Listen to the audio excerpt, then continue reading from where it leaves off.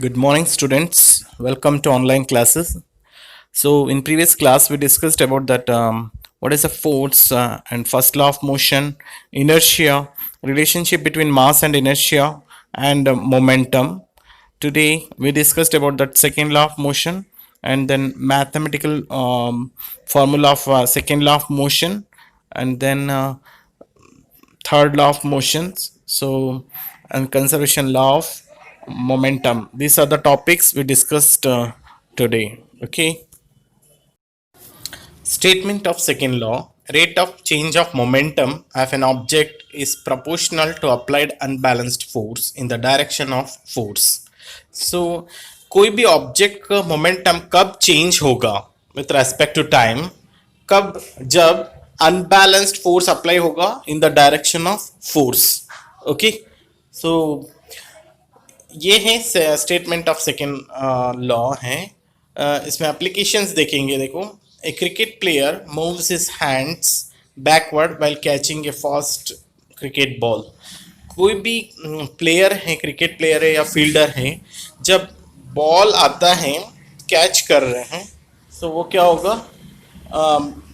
उसका हैंड क्या होगा, बैकवर्ड्स जाएगा. क्यों बैकवर्ड्स जा रहा है? क्योंकि उसके अंदर अनबैलेंस्ड फोर्स लग रहा है इन the direction of force. So unbalanced force लग रहा है और मोमेंटम, उस ऑब्जेक्ट का मोमेंटम चेंज हो रहा है. सेम है during athletics meet. Athletes doing high jump and long jump land on foam or heap of sand to decrease the force on the body and the landing is comfortable. चाहे high jump करने वाले athletes हो गए या long jump करने वाले athletes होंगे, जब भी वो हाई जंप वाले जब हाईली जंप करते हुए फोम के ऊपर आके लैंडिंग करेंगे या लॉन्ग जंप वाले सैंड के ऊपर गिरेंगे, सो उसमें क्या होगा, फोर्स डिक्रीज होगा ऑन द बॉडी के ऊपर फोर्स डिक्रीज होगा और कंफर्टेबली लैंडिंग कर सकते हैं. इसीलिए ये that is due to second law of motion. Okay. Mathematical expression देखेंगे सेकेंड लॉ ऑफ मोशन का. Suppose mass of an object M K G. एक ऑब्जेक्ट है, एम के जी है, हमें पता नहीं है. Initial velocity of an object U metre per second और final velocity of an object V metre per second. Okay, हमने सपोज किया है. अब डेरिवेशन देखें. देखो, मास को m लिया था, इनिशियल वेलोसिटी को u लिया था, फाइनल वेलोसिटी को v लिया था. सो अब लेंगे हम इनिशियल मोमेंटम. सो मोमेंटम का फॉर्मूला क्या है? Momentum is equal to mass into velocity. So momentum से p से डिनोट करते हैं, मास को m और वेलोसिटी को दैट इज इनिशियल वेलोसिटी को u से डिनोट कर रहे हैं. Okay, that is p1 is equal to m into u, that is initial momentum है, और फाइनल मोमेंटम है p2 is equal to m into v. Okay. फिर change in momentum find out करने के लिए final momentum minus initial momentum. So final momentum कितना है? m into V A minus initial momentum m into you है. Okay. सो m common है इसमें, सो mass same है, सो m कॉमन निकाल दिया तो m bracket v minus U. Okay, ये क्या फाइंड आउट किया हमने? Change in momentum. अब देखेंगे rate of change of momentum. Rate means with respect to time. So that is equal to change in momentum upon time taken. Change in momentum हमने already पता कर रहा है, that is m bracket v minus you upon time taken को small t से denote करते हैं. फिर so according to the second law, rate of change in momentum is directly proportional to force. तो rate of change of momentum किससे? directly proportional to the force. और इसीलिए हम क्या लिखेंगे? force directly proportional to m v minus u upon t. Okay. हमने first 8 chapter में पढ़ चुके थे हम. मोशन चैप्टर में एक्सेलरेशन का फॉर्मूला क्या है? v minus you upon T.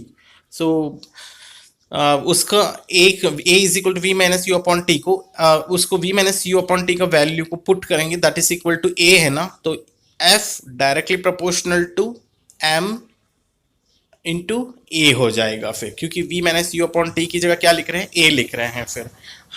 फिर प्रोपोर्शनल साइन को हटाना पड़ेगा, तो हम एक इज इक्वल टू साइन लेंगे ताकि मैथमेटिकल कैलकुलेशन करने के लिए। तो हम एक कांस्टेंट लेंगे, that constant is k। Okay, f is equal to K M A हो जाएगा। सो हम k का वैल्यू क्या रखेंगे, एक कांस्टेंट है, that is the value of k is 1। तो 1 लिखेंगे k की जगह, तो f इज इक्वल टू क्या हो जाएगा, M A. Okay, so the mathematical formula force का क्या हो, that is force is equal to mass into acceleration, that is equal to force is equal to m into a। Okay, फिर SI unit, ये भी important है। SI unit क्या है, देखो मास का एसआई यूनिट क्या है, केजी, और एक्सेलरेशन का metre per second square. So what is the SI unit of force पूछेंगे तो K G metre per second square, और simply we called as Newton. हम न्यूटन भी बोल सकते हैं क्योंकि ये सारा न्यूटन्स ने लॉस चल रहा है ना, सो इसीलिए इसका ऐसा यूनिट फोर्स का न्यूटन रखा है।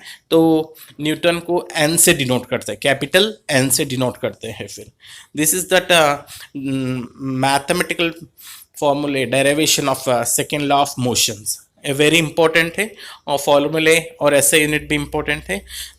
इस बेसिस के ऊपर आपको न्यूमेरिकल क्वेश्चंस भी आ सकता है या डेरिवेशन भी आ सकता है। It is one of the important questions. Okay, so define 1 Newton पूछेंगे तो when an acceleration of 1 meter per second square is seen in a body of mass 1 kg, then the force applied on the body is said to be 1 newton। Okay, सो मतलब कोई भी एक body का मास 1 kg है तो वो accelerate कितना करेगा, 1 मीटर पर सेकेंड स्क्वायर करेगा। तो उस force applied on the body is said to be 1 newton. Okay, this is the definition of 1 newton. So हम ऐसे भी लिख सकते हैं 1 newton is equal to 1 kg into 1 metre per second square.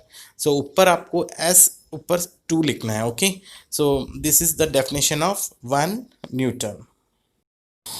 देखो proof of Newton's first law of motion from second law. देखो second law से first law proof हुआ है जो फिर सो देखेंगे हम। First law states that if external force F is equal to 0, then a moving body keeps moving with the same velocity, or a body at rest continues to be at rest।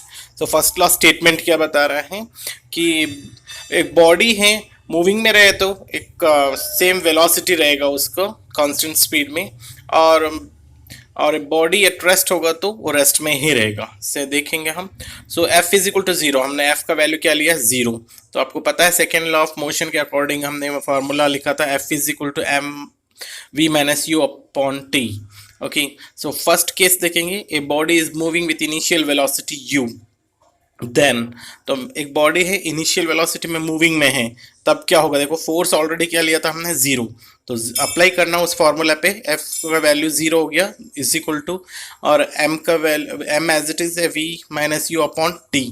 तो अब देखना इस तरफ, तो हम ये 0 और T उस तरफ चला जाएगा, क्रॉस मल्टीप्लाई हो जाएगा 0 इंटू टी, और m क्या हो जाएगा, अपॉन में आ जाएगा, upon m is equal to v minus U, यानी 0 इंटू टी 0 हो जाएगा, 0 अपॉन m 0 हो जाएगा टोटली, तो v minus U is equal to 0 हो जाएगा फिर। So v is equal to 0 हो गया। ओके, u को उस तरफ ट्रांसफर करेंगे तो क्या हो जाएगा, v is equal to plus u हो जाएगा फिर, यानी initial velocity is equal to final velocity, दोनों भी इक्वल होगा फिर। ओके, सेकेंड केस में देखना, a body is at rest. First case में जो सेम स्पीड है, सेम वेलोसिटी में था, सेकेंड केस में बॉडी रेस्ट में है, that is u is equal to क्या हो जाएगा, 0 हो जाएगा।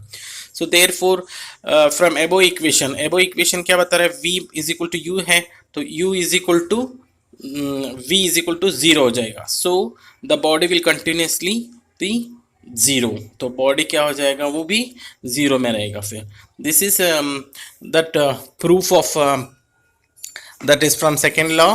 तो फर्स्ट लॉ को प्रूफ किया है सेकेंड लॉ से फिर। ओके, सो देखो Newton's third law of motion statement देखो, to every action there is an equal and opposite reaction between two different objects, between two different objects आपको लिखना है।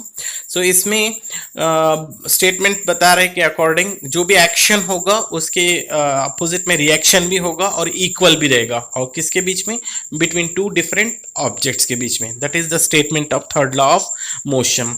अब देखेंगे हम applications. Okay, walking is enabled by third law of motion. देखो walk भी कर रहे हैं तो एक एक्शन में होगा तो और एक है रिएक्शन में होगा। और सेकंड देखना, a boat moves back when we deport it. एक बोट में बैठे हम उतर रहे हैं तो हमें एक लेग देखना बैक पुश करेंगे बोट को, और एक लेग फॉरवर्ड होगा, फिर मूव होगा। तो एक एक्शन हो रहा तो उसमें दूसरा रिएक्शन हो रहा है फिर। तो ये based on third law of motion. और जितना फोर्सिबली हम वो बोट को by the help of leg से पुश करेंगे उतने ही आगे बढ़ेंगे। तो बिटवीन टू ऑब्जेक्ट्स कौन सा हो गया, एक बोट है एक हम है जो पुश करेंगे तो बोट को, फिर जो पर्सन पुश कर रहा है। ओके, सो थर्ड है एक गन रिकॉइल्स। एक गन को रिकॉइल्स कर रहे हैं या शूटिंग ए बुलेट, तो हम बुलेट को शूट कर रहे हैं तो देखो बुलेट ट्रिगर दबाएंगे, एक्शन हो रहा है तो बुलेट आगे जा रहा है, वो रिएक्शन हो रहा है फिर। ओके, वो इक्वली होगा और अपोजिट में होगा फिर। ओके, सो नेक्स्ट है fourth point, rowing of a boat. तो रोइंग ऑफ ए बोट क्या, हम जब बोट चलाने वाले होते हैं से उनके हैंड में जो भी इंस्ट्रूमेंट होता है चला रहे हैं, वो वाटर को पुश करने के लिए, जितना वाटर को पुश करेंगे वो बैक जाएगा उतने ही बोट आगे बढ़ेगा फिर। ओके, जितना फोर्स अप्लाई कर रहे हैं हम वाटर को पुश करने के लिए, वो by the help of that hands में जो भी इंस्ट्रूमेंट्स पकड़े हैं उसको पुश करेंगे हम, उससे वो क्या होगा, बोट भी उतना ही आगे बढ़ेगा। तो एक्शन हो रहा है, वाटर को पुश कर रहे हैं, जो रिएक्शन क्या हो रहा है, मूविंग हो रहा है, बोट फॉरवर्ड हो रहा है। Okay, between two objects that is boat and then water के बीच में हो रहा है जो फिर। Okay, this is all that application based on work based on third law of motion. Okay.